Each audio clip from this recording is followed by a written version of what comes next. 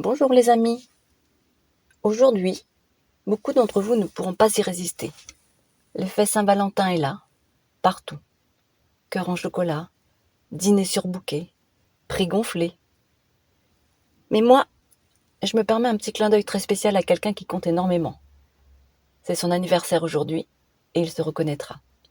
Et c'est à toi, et à vous tous qui m'écoutez, que je voudrais dire ceci. Quand on ne sait plus quoi faire, quand tout semble compliqué et bloqué parfois, laissez l'amour triompher. Le vrai.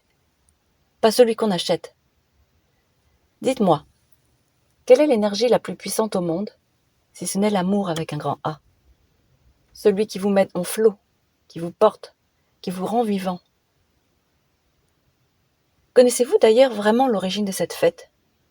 Je l'ai découverte en préparant cette capsule, et elle m'a un peu secouée. Au IIIe siècle, l'Empire romain est en guerre permanente. L'empereur Claude II, est convaincu que les soldats célibataires se battent mieux. Pas d'attache, pas de famille à protéger. Alors, il fait la chose la plus radicale. Il interdit purement et simplement le mariage aux jeunes. Mais un prêtre chrétien, Valentin, refuse d'obéir. Dans l'ombre, la nuit, au risque de sa vie, il unit en secret des couples amoureux. Pour lui, l'amour n'est pas un crime, encore moins un ordre d'État. Il est arrêté et emprisonné. Et là, la légende raconte qu'il rencontre la fille de son geôlier, une jeune femme aveugle. Il prie pour elle, et miraculeusement, elle recouvre la vue. L'amour crée des miracles parfois. Avant d'être exécuté, il lui laisse une lettre signée d'une phrase qui traverse les siècles, de ton Valentin.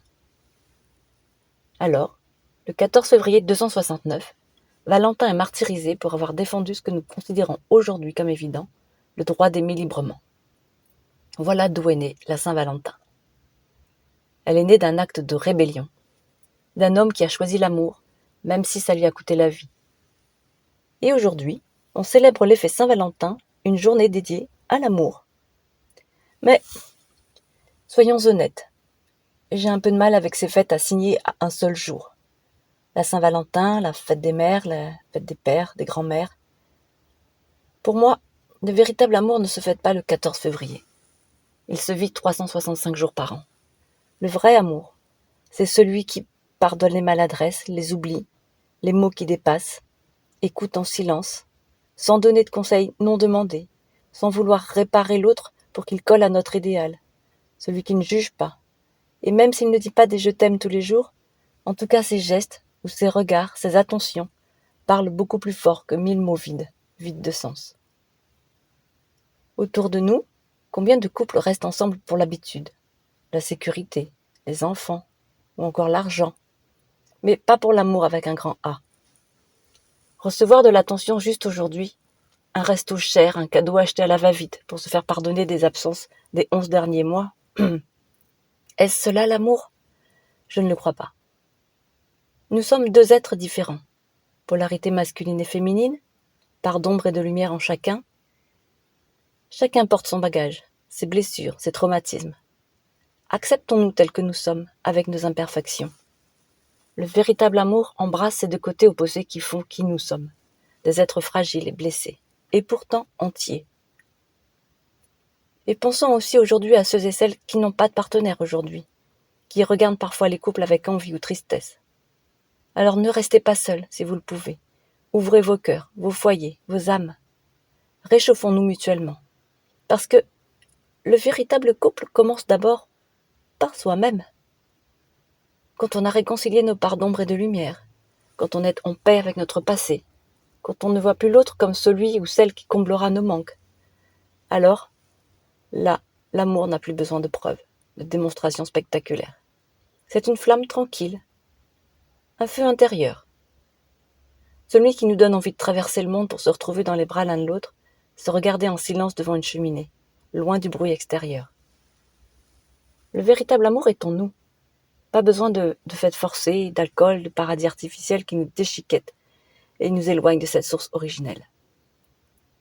Si chacun voyait la lumière en soi et en l'autre, au lieu de la chercher dehors, le monde baignerait dans la paix plutôt que dans la division. En ce moment, on nous bombarde de nouvelles qui vibrent très bas. Division, peurs amplifiées, scandales qui révèlent des ombres collectives, manipulations qui nourrissent la méfiance et l'avidité. Oui, ces énergies lourdes, sordides, nous tirent vers le bas, si on s'y attache, si on les laisse polluer notre champ intérieur. Mais nous ne sommes pas obligés d'y plonger. Nous faisons partie d'une conscience universelle bien plus vaste, une intelligence collective et connective, aimante, qui traverse Gaïa, les étoiles, tous les mondes visibles et invisibles. Quand on choisit de rester aligné sur cette fréquence haute, amour inconditionnel, unité, compassion, on transmute ces basses vibrations au lieu de les subir. On ne les combat pas avec la même énergie, ça les renforce. On les dépasse par la lumière que nous portons déjà en nous. C'est ça la vraie rébellion aujourd'hui. Refuser de se laisser happer par le bruit extérieur et cultiver l'amour qui unit tout. Alors, en cette Saint-Valentin, au milieu de tout ce qui cherche à nous diviser ou à nous alourdir, rappelons-nous, nous sommes des étincelles de la même conscience universelle. Ne nous sacrifions pas pour des illusions basses. Ne nous laissons pas entraîner dans les énergies qui divisent, manipulent ou exploitent, et choisissons l'amour qui élève, qui guérit et qui relie. Alors bonne Saint-Valentin à ceux qui la fêtent aujourd'hui. Pour moi, ce sera un Katsugen Nendo dédié à cet amour universel, en passant par Gaïa, tous les mondes visibles et invisibles, et cette célèbre conscience une qui nous traverse tous. À bientôt pour de nouvelles aventures, en restant élevés.